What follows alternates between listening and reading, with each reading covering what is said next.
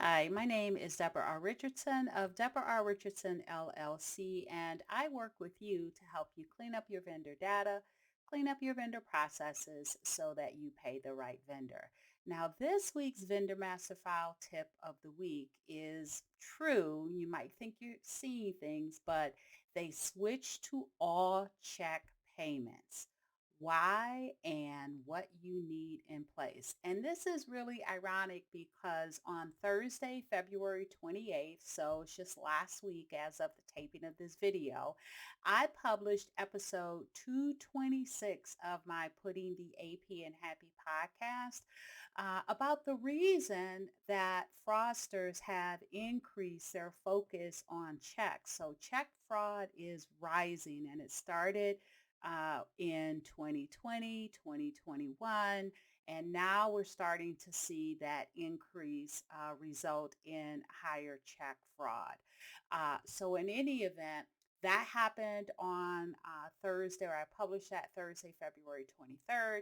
And then on Sunday, the 25th, I saw a post about how in May of 2022, Butte School District was the victim of a business email compromise, and that's where, right, a fraudster sent an email pretending to be the vendor, got the banking changed, and a $1.1 million payment went out to a fraudster. But more interesting is, and that's interesting enough. I don't want to devalue it because that was a lot of money going out fraudulently. But more interesting to me for this particular one is that they resolved it by resorting to switching all of their vendor payments to check payments. Now, I'm going to leave a link to the article.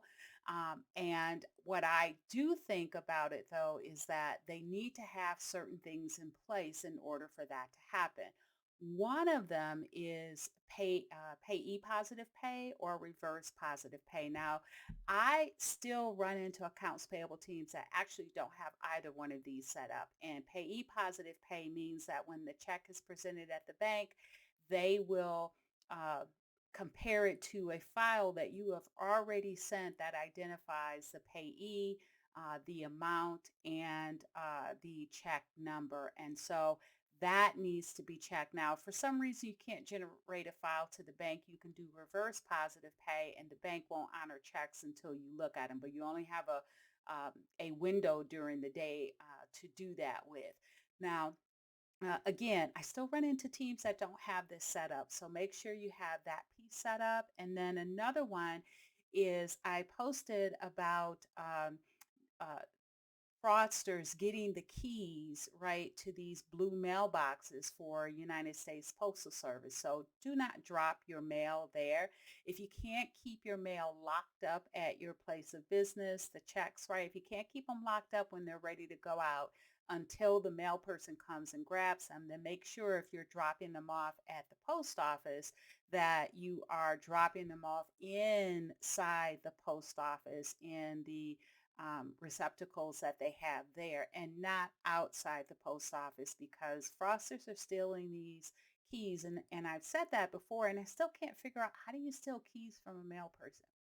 Anyway, the next one is to make sure you have specific security features on your checks. Now, one of them is you want to make sure that you have blank check stock because if the check stock leaves, well, they just have check stock. They don't have your information at the bottom, which includes your routing number and your bank account number.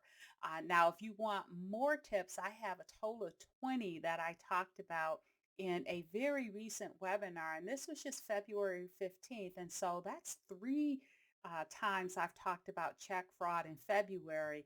So it really is starting to increase. And so you want to make sure if you are still issuing checks, I know a lot of you are, then make sure that you check out the podcast to understand why it's increasing, and then also this on-demand webinar, and it's free, so you can sign up at no cost to identify 20 tips that you should put into place to avoid fraud.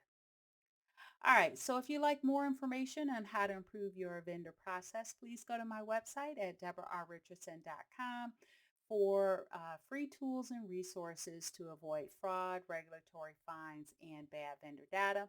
And if you'd like over 149 annual training hours for vendor setup and maintenance, check out the Vendor Process Training Center at training.deborarrichardson.com. So good luck and be sure to subscribe and hit the notification bell to be notified next Tuesday for the next Vendor Masterfile tip of the week.